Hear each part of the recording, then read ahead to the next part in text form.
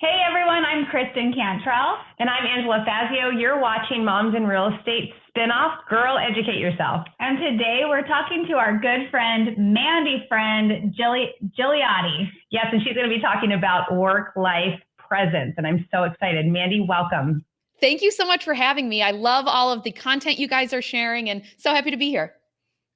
Absolutely. Let's get started with your topic because it's so good and the ladies need to hear it. Yeah. So today, work-life presence is just this path and this journey that I've been on personally as an entrepreneur, particularly in real estate. It's not like, oh, I work a 9-to-5 job, like it infiltrates every piece of your life that if you're not focusing on being present, your time's going to be consumed, your life's going to be consumed. And I have a feeling a lot of our listeners have felt like that before. Yes, I'm sure. 100%. Oh, where's my hand? There it is. Yes. So I put together just 5 of my little tips that I was hoping we could kind of go through and talk about some of the steps. Does that sound good? Absolutely. Great. Okay. So one of the first things that I always like to share on in terms of work-life presence is that we've got to start by being selfish. And like so many times I have a podcast, it's called the Pursue You podcast. And when I say pursue you, it's pursue you so you can give the gift of your best self to everyone around you. And sometimes people are like, especially women, I know I need to help them. And not that you need permission, but like, let's start with the permission of like, let's start by taking care of yourself first. Not so that you're like, oh, it's all about me, but so that you can help more people. So that's my step number 1. I think that that's so great because I think so many times we're like for years, I was like, I can't work out because I've been working all day. I can't go spend another hour at the gym away from my kids. But when I wasn't doing that, I was not the best person at home because I wasn't I never got my own time, my release. And so now that I've been doing that for myself for the last 6 months to a year, it's been so much better. I think that's true for everyone. It's like we were talking about morning routines yesterday, and whatever you have to do to, I think we were saying feed your mind, feed your spirit, feed your body so that you can show up and be your authentic self, which is how God created us, so that we can give the gifts, just like you said. I think that's brilliant. What's number 2? Number 2, which of course you just totally gave me a layup for it. So thank you for that. You're welcome. Is to also realize that it's not this one size fit all mentality. So when you are working on what is your work-life presence, when you are kind of balancing work and life, what does that look like?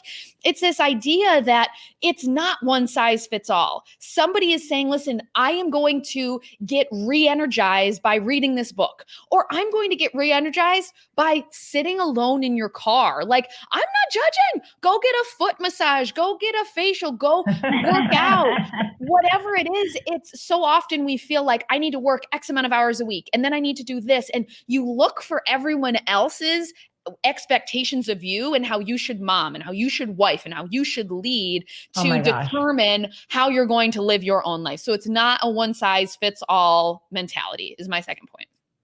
There was a mom, I cannot remember who it was, and she was talking about how she would schedule massages into her schedule so that she would have her me time. She hated massages, but she kept doing it. Were you with me? I don't remember. All I know is we've talked about this so many times, even iterations of being a real estate agent. Anybody who says this is the prescribed way and fill in the blank is just missing the entire point of the freedom of figuring that stuff out for yourself and how it works best for you. That's for every area of your life, I think. Totally. All right, drum roll for number 3. Drum roll for number 3 is it's not about work-life balance. And that's when I keep saying work-life presence, because we are most exhausted if we're on a tightrope. Balancing tightrope is more exhausting than how about you just put one foot down on one side and one foot down on the other side? And that's where I think, especially in real estate, we get so exhausted because we're at home trying to, homeschool your children while writing an email back to your client who's trying to figure out why the appraisal didn't come in high. Stop trying to do both things at once. Stop trying to stand on top of that tightrope and say, am I at work or am I at home? And then be there. I like that. And I heard the most amazing phrase yesterday during a podcast, because we both talk about it all the time. balance, there is no such thing. That is a total lie. But so I heard this phrase that was work-life integration, which I thought that really makes sense to me because I don't fully separate the two. I don't say I need to dedicate 5 hours here and 5 hours there. It's not a scale. It's like, how do you do both while not losing yourself in either? Exactly. So go ahead. No, you first. So I was going to ask you, I know some people struggle with like being present. So maybe if you have any like little tips that you could give people on, okay, how are you present? My favorite example is checking your phone at the top of the hour at nighttime. Because I had this issue and I've gotten so much better at it, but I would be checking my phone constantly. Maybe I got a lead, maybe someone needs me, maybe something happened. And what that created was whenever my kids were behaving or whenever there was white space, I was like perfect opportunity to check my phone. And what that created was this habit. But when I said, I can give my kids this 60 minutes, 100% attention, because if I can't, that means that seller is more important than my kids. That seller who I just went on that listing consult for 60 minutes and didn't touch my phone, that seller I'm saying is more important than my babies. And wow, good point. Oh, it hit me. But then it was also scary it was like 32 or heck, it was even like 6:05 and I was going to check my phone and I realized it was a problem. So challenge yourself to check your phone at the top of the hour when you're with your family and see how that impacts you so that you can start to really say, this is a problem, but then also really say, be here, be here, be here. And it's going to take it some time, but the reward's amazing when you invest that time. It's so true. It's addicting. Like I don't know anybody who doesn't feel like even social media, your email, all the things, like if I'm at a stoplight, I'm like on Instagram, I'm like, terrible. This is pathetic. It really is. So when you, like you said, you recognize like there's a problem, you got to do something about it.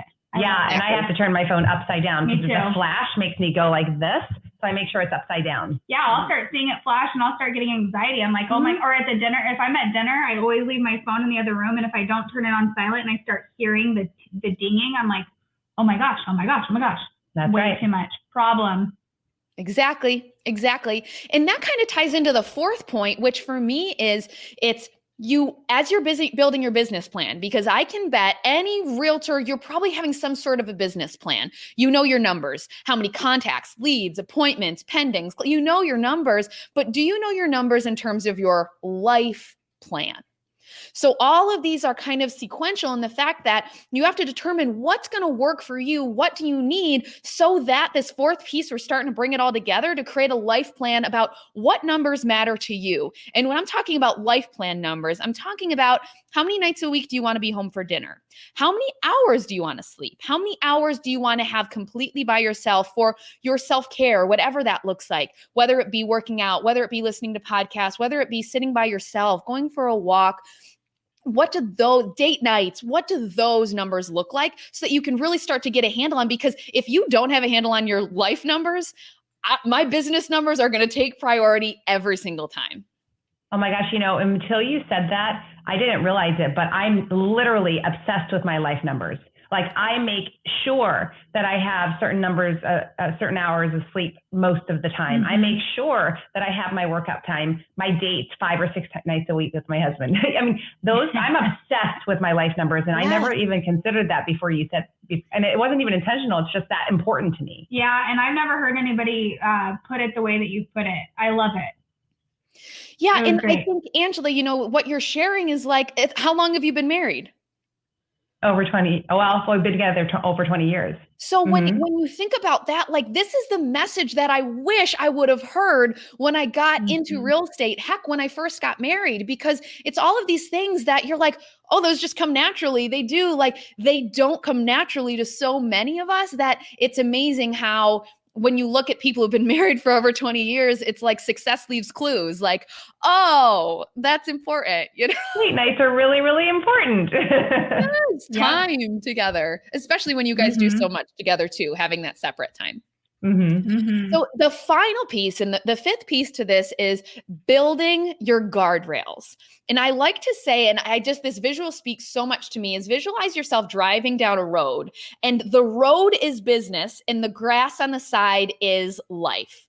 I'm the kind of person that without guardrails, I'm like, I love business. I'm driving everywhere. Oops, I got to go check on something on the side. I have no direction and I have no boundaries in particular.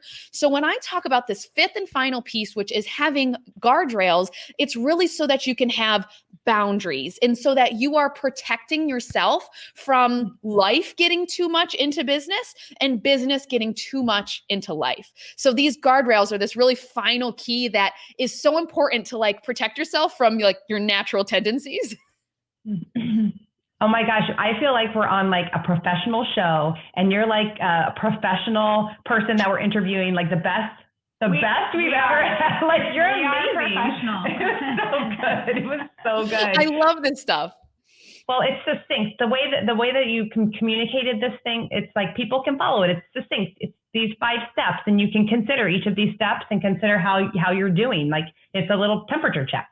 You've got to tell everybody again about your podcast because I know people are going to want to listen to you. So go ahead.